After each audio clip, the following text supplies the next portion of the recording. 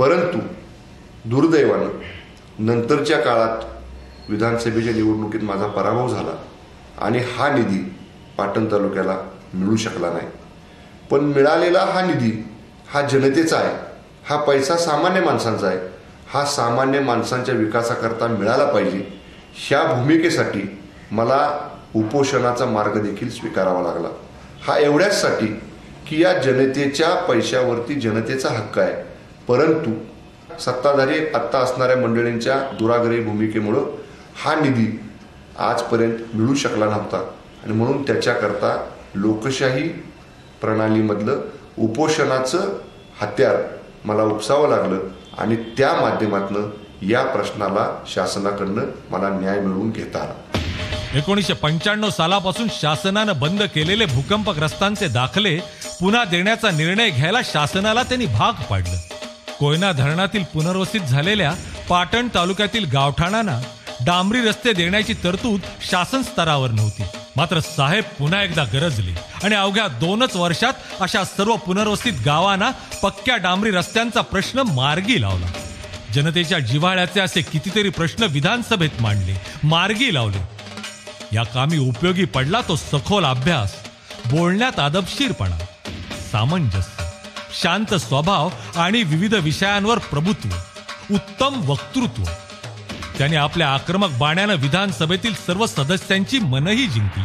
शंभूराजे देसाई गेले 5 वर्ष विधिमंडळामध्ये आमदार म्हणून काम करताना म्हणजे ते विरोधी पक्षाच्या बाकावर असायचे आणि आम्ही सत्ताधारी पक्षाच्या बाकावर असायचे. परंतु शेवटी चांगलं काम असेल, सरकारचा एखादा निर्णय चांगला असेल तर विरोधाकरता म्हणून कधी विरोध त्यांनी केला नाही, पण चांगल्या कामाला नेहमीच त्यांनी पाठबळ दिलं. जाणीवपूर्वक सांगेन की 2 नंबरच्या फळीमध्ये जी 1, 2, 3 आमदारांची नावं घ्यावी लागतील, उत्तम काम करणारे, उत्तम बोलणारे, उत्तम प्रश्न मांडणारे, त्या पाटणचे शंभूराजे देसाई आहेत. हे मला आपल्याला आवर्जून सांगायचं आहे. इथं कुठलाही माझ्या मनामध्ये अभिनिवेश नाही, हे प्रोसिडिंग आहे. मला मनापासून त्यांचं कौतुक केलं पाहिजे आणि तुम्हाला धन्यवाद द्यायचं आहे की एक अतिशय तरुण सक्षम लोकप्रतिनिधी तुम्ही महाराष्ट्राच्या विधानसभेला दिलेला आहे. मी अतिशय जबाबदारीने बोलतोय हे या ठिकाणी विधानसभेचा अध्यक्ष म्हणून. 288 आमदार मला पाठ आहे. विनंती आपल्या सगळ्यांच्या वतीने मी नामदार मुख्यमंत्री महोदयाला करणार आहे की शंभूराजांना साहेब आपण आता मुख्य प्रवाहामध्ये घेण्याची आवश्यकता आहे. त्यांनी जे आजपर्यंत काम केलं, कार्य केलं, या भागाला न्याय देण्याकरता त्यांनी जे प्रयत्न केले त्याला तोड नाही असं मी म्हणलं तर चुकीचं ठरणार नाही. एवढं चांगलं काम आज शंभूराजेंनी ही परंपरा या भागात कायम ठेवली. सभागृहामध्ये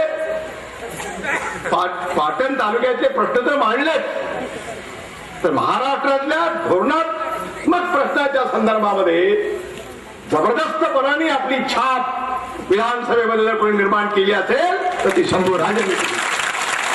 आणि विकासासाठी झगडण्याची वृत्ती, विकासाची कामं खेचून आणण्याकरता त्यांनी वेळोवेळी केलेले प्रयत्न आणि या परिसराच्या विकासाकरता वाटेल ते झालं हरकत नाही, पण या भागात कामं झाली पाहिजे ही त्यांची भूमिका मी अतिशय जगून पाहिलेली आहे. प्रत्येक प्रश्नावर अनेक त्यांची भाषणे मी जाणीवपूर्वक ऐकली. अतिशय सखोल अभ्यास होते. बजेटचा बद्दलचा विषय असेल, पाण्याचा प्रश्न असेल, धरणाचा प्रश्न असेल, विजेचा प्रश्न असेल, भूकंपग्रस्त भागातल्या लोकांचा प्रश्न असेल, उसाला अधिक भाव देण्याचा प्रश्न असेल, अतिरिक्त उसाचा प्रश्न असेल, कापसाचा प्रश्न असेल. एक अतिशय प्रभावी, एक बेस्ट पार्लमेंटरीयन म्हणून मी शंभूराजांना मार्क देईन. इतकं सुंदर काम त्यांनी मिळालेल्या संधीमधून करून घेण्याचा प्रयत्न केला आणि त्यांची काळजी घेण्याकरता राज्याचा मुख्यमंत्री सक्षम आहे हे जाहीरपणे या ठिकाणी सांगितले. प्रत्येक वेळा या तालुक्याच्या रस्त्यांसाठी पैसा मिळाला पाहिजे. अशा प्रकारच्या अनेक प्रश्नांच्या मध्ये शंभूराजांनी आपली कर्तबगारी विधिमंडळामध्ये दाखवली आहे. बाळासाहेब देसाईंचं नाव पुढे चालवण्याचं काम त्यांनी समर्थपणाने केले. विधानसभेच्या कामकाजात समित्यातील अत्यंत महत्वाची मानली जाते ती लोकलेखा समिती. साहेबांनी या समितीचे सदस्य म्हणून सलग 5 वर्ष काम पाहिलं. राष्ट्रकुल संसदीय मंडळाच्या परदेशी अभ्यास दौऱ्यासाठी साहेबांची विधिमंडळातर्फे निवड करण्यात आली. या दौऱ्यात ऑस्ट्रेलिया, न्यूझीलंड, मलेशिया आणि सिंगापूर या देशातील संसदीय प्रणालीचा साहेबांनी अभ्यास केला. विधानसभेतील त्यांचं कामकाज केवळ पाटणच्याच नव्हे तर संपूर्ण जिल्ह्याच्या इतिहासातील सोनेरी पान ठरलं. या सोनेरी कामकाजाची दखलही तितक्याच मोठ्या प्रमाणावर घेतली गेली. आणि त्याचबरोबर माननीय श्री शंभूराज देसाई शिवसेनेचे नेते आहेत. सन 2004 पासून सदस्य आहेत. सहकार क्षेत्रामध्ये अनेक महत्वाच्या पदांचा कार्यभार त्यांनी यशस्वीपणे सांभाळलेला आहे. उत्कृष्ट संसदपटूचा हा पुरस्कार श्री शंभूराज देसाई यांना देण्यात येतोय. साहेब विरोधी पक्षाचे आमदार असूनही राष्ट्रकुल संसदीय मंडळातर्फे महाराष्ट्र विधानसभेतील उत्कृष्ट संसदपटू हा प्रथम पुरस्कार साहेबांना मिळाला. त्यांना महामहिम राष्ट्रपती महोदयांच्या हस्ते गौरवण्यातही आले.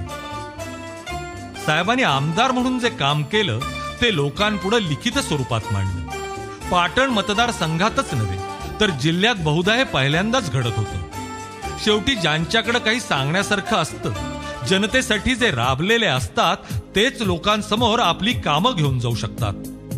साहेब अशांपैकीच एक. झेप 1, झेप 2 विधानसभेतून आणि संसदपटू आमदार या 4 अहवालांच्या माध्यमातून लेखी स्वरूपात केलेल्या कामाचा लेखाजोखा त्यांनी जनतेसमोर सादर केला. विकास एका दिवसात होत नसतो तर ही प्रक्रिया सातत्यानं होत असते. मात्र ही प्रक्रिया गतिमान कशी करता येऊ शकते हे साहेबांनी जनतेला दाखवून दिलं. आपण जो लोकप्रतिनिधी निवडला त्यानं नेमकं काय केलं हे जाणून घेण्याचा जनतेचा अधिकार असतो. तो अधिकार इथल्या जनतेला साहेबांनी प्रथमच दिला. साहेबांनी आमदार झाल्यानंतर जनतेशी असणारी बांधिलकी कशी जपली याचं उत्तम उदाहरण म्हणजे जनता दरबार. प्रत्येक 2 महिन्यांनी सर्व शासकीय अधिकाऱ्यांसमवेत जनता दरबाराचं आयोजन करून जनतेचे प्रश्न जागच्या जागी सोडवण्याचे प्रयत्न केले. अनेकांचे वर्षानुवर्ष रखडलेले प्रश्न मार्गी लागू लागले. जनतेशी आणि फक्त जनतेशी बांधिलकी, इमान राखणाऱ्या, 24 तास जनतेसाठी उपलब्ध असणाऱ्या आणि जनसंपर्काचं नेटवर्क कायम चार्ज असणाऱ्या साहेबांशिवाय तालुक्यालाच नव्हे तर जिल्ह्यासह राज्याच्या राजकारणालाही पर्याय नाही हे जाणकार बोलून दाखवतायत. एखादा आपत्कालीन प्रसंग ओढवलाय आणि साहेब तिथं पोचले नाहीत असं एकदाही घडलं नाही. हे ऋणानुबंध साहेबांचे इथल्या जनतेशी आहेत. श्रीपाद माऊलीची गगनगिरीची दिंडी आमची कोल्हापुरात गेल्यानंतर ज्योतिबावर तिथं आम्हाला साहेबांनी अडवलं हवालदारांनी. आमची दिंडी आत येऊन देत नव्हते. पण आम्ही त्यांना सांगितलं तुम्हाला आत घ्यायचं आहे का नाही, आम्हाला तुम्ही जर आत घेत नसाल तर ह्याचे परिणाम वाईट होतील. मग ते साहेब म्हणले तुम्ही कुणाला सांगणार आहे. मग तिथून आम्ही साहेबांना फोन केला आणि एका फोनवर त्यांनी तिथं त्यांना सांगितल्यानंतर आम्हाला त्यांनी आमची सोय केली. 20 वर्षाची दिंडी असताना त्यांनी आम्हाला अडवलं, पण साहेबांनी आमची सगळी सोय तर लगेच केली. पहिले 6+1चं परमिट होतं, त्यामुळं कर्जाच्या गाड्या आमच्या असल्यामुळं ती रोजीरोटी आमची काही चालत नव्हती. साहेबांनी विधानसभेमध्ये आवाज उठवला आणि 9+1चं परमिटसाठी मंजूर करून दिलं. साहेबांनी हे मोठं आमच्या वाडाच्या दृष्टीनं काम केल्याबद्दल आमची संघटना त्यांचे मनपूर्वक आभार मानित आहे. आमदार शंभूराज देसाई साहेबांच्या प्रयत्नातून आम्हाला व्यायामशाळा प्राप्त झाली. ज्योतिबाची वाडी, बनपेठ, एराड यातील सर्व मुलांच्यासाठी हा प्रयत्न आहे. माझे नाव सर्जेराव बापू सूर्यवंशी, राहणार शिरळ, मिरासवाडी.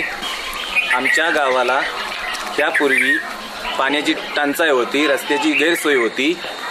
तेव्हा शंभूराजी देसाई निवडून आल्यानंतर आम्ही देसाई साहेबांच्याकडे जाऊन आम्ही विनंती केली. तेव्हा त्यांनी आम्हाला ते पाण्याची स्कीम मंजूर केली. पाणी दिल्यानंतर आम्ही बोललो आम्हाला रस्त्याची गरज आहे. तेव्हा त्यांनी आम्हाला रस्ता बी मंजूर करून रस्ता बी पूर्णपणे केला. रस्ता पूर्ण केल्यानंतर आम्ही त्यांना म्हणलो आम्हाला बालवाडी म्हणजे, तर त्यांनी आम्हाला ती बालवाडीची बी इमारत मंजूर करून दिलेली आहे. मी साहेबाबरोबर जवळ 22 ते 23 वर्षे काम करतोय. साहेबांचं तालुक्याकरता, जनतेकरता काय कष्ट घेतात काय जवळून मी पाहिलेलं आहे. मी त्याचा एक जवळचा साक्षीदार आहे. आमदार शंभूराजे देसाई साहेब यांनी विधानसभेत आवाज उठवून आमच्या कार्यक्षेत्रातील सर्व पवनचक्क्यांना कर देणं भाग पाडले. त्या करापोटी आज आमच्या ग्रामपंचायतीला हा निधी, एवढा मोठा निधी जमा झालेला आहे. याचे संपूर्ण श्रेय माननीय आमदार शंभूराजे देसाई साहेबांना नेता युवा मनाचा, शिलेदार युवा शक्तीचा युवा नेतृत्व माननीय शंभूराजे देसाई साहेब यांच्या नेतृत्वाखाली शंभूराज युवा संघटनेची स्थापना झाली असून आज तालुक्यामध्ये त्यांच्या नेतृत्वाखाली 10,000 युवक काम करत आहेत. 20 ते 25 वर्ष झाली ते आमच्या गावाला काही लाईट नाही. डाम तर राहून पडलं होतं. मी खेपा घालून कंच्याच कार्यकर्त्यांच्या माझी लाईट लागली नाही. आता माझे काय थोडे दिवस राहिले. बाळासाहेबचा नातू तो निवडून आला, आमदार झाला म्हणून मी पाटणला गेलो भेट घ्यायला की साहेब तुमच्यान तरी आता लाईट लागते का. आजपर्यंत आमच्या गावाला लाईट डाम जडून गेले काय. तर तिने काय उदाहरण दिलं मला की म्हणला मी बाळासाहेब नातू जर असलो तर धनगरवाड्यावर 1 दिवस तर दिवा पेटवीन. आखाड्या माहिती त्यांनी लाईट दिवा पेटवला काय. मग हे नेतृत्व निवडून आले, आमदार झाले म्हणून ते आम्हाला आमच्या गावाला लाईट पडली, रस्ता करून दिला. आंबळे ते घाटेवाडी हा कधी न होणारा रस्ता, फार मोठं आयुष्यात न होणारं काम हे साहेबांनी केलेलं आहे. त्यामुळे आम्ही सर्व वाड्या वस्त्या माननीय आमदार शंभूराज देसाई साहेबांच्याच मागे आहोत आणि इथून पुढे कायम राहणारच आहे. त्यामुळं साहेबांची वाटचाल आता विना अडथळा होणार आहे. शेवटी भट्टीतून तावून सुलाखून निघतं तेच अस्सल सोनं असतं. साहेबांच्या नेतृत्वाचं 52 कशी सोनं आता तळपण्यासाठी पुन्हा एकदा सिद्ध झालंय. लोकनेते बाळासाहेब देसाई यांनी व्यापक विकासाचा जो पाया घातला त्यावर साहेबांनी कळस चढवला असं म्हणल्यास वावगं ठरणार नाही. लोकनेते बाळासाहेब देसाई कारखाना अनंत अडचणीतून प्रगतीपथावर नेतानाच साहेबांनी शिवदौलत सहकारी बँक, बाळासाहेब देसाई फाउंडेशनच्या माध्यमातून इंजिनिअरिंग डिप्लोमा कॉलेज, सायन्स आणि commerce junior college, English medium school, ITI अशा विविध संस्था उभारल्या. ही कामं साहेबांच्या अष्टावधानी नेतृत्वाची मोहर लखलखीत करतात. शेती क्षेत्रात मूलभूत विकासाचा विचार करताना कारखाना कार्यक्षेत्रात अधिकतर शेतजमीन बारमाही ओलिताखाली कशी येईल याचा त्यांनी विचार केला. त्यासाठी मरळी सोनवडे, येरफळे, नाडे, विहे, बेलवडे, बांबवडे, पापरडे, येराड, साईगडे या योजनांसह गांधी टेकडी योजनेसारखी त्या काळातील आशिया खंडातील सर्वात मोठी योजनाही उभारली. ही योजना बंद पाडण्याचं कारस्थान काही लोकांनी केलं, पण साहेबांनी कारखान्याच्या माध्यमातून ही योजना नव्यानं सुरू करून शेतकऱ्यांना दिलासा दिला. शेतकऱ्यांच्या हिताच्या दृष्टिकोनाचं वेगळं उदाहरण कशाला हवं. राजकारणात पदं येतात आणि जातात. मिळालेल्या पदानं साहेब कधी हुरळून गेले नाहीत आणि अपयशानं कधी खचूनही गेले नाहीत. काल परवाच्या विधानसभा निवडणुकीतील अपघाती पराभवानंतरही साहेबांनी आपल्या धीरोदात्त स्वभावाचंच दर्शन घडवलं. सत्ता नव्हे तर देसाई घराण्याचे सत्व मला महत्वाचं. हे सत्व आहे जनतेशी बांधिलकी जपण्याचं. हा नारा देत साहेब पुन्हा एकदा दुप्पट वेगानं जनतेसाठी झटतायत. साहेबांची हीच धडाडी महाराष्ट्र नवनिर्मितीच्या कामासाठी उपयोगी पडणार हे नक्की. आधुनिक महाराष्ट्र उभारणीसाठी जे जे धावणार, उभे राहणार त्यात साहेब अग्रभागी असणार याचे संकेत मिळू लागलेत. कारण जो इतिहासाची ओळख ठेवतो तोच इतिहास घडवू शकतो आणि हाच तर इतिहास आहे. आज काही जण इतिहास विसरलेत, पण अशांना काळ माफ करत नाही. देवाच्या काठीला आवाज नसतो आणि काळ आपला महिमा दाखवतच असतो.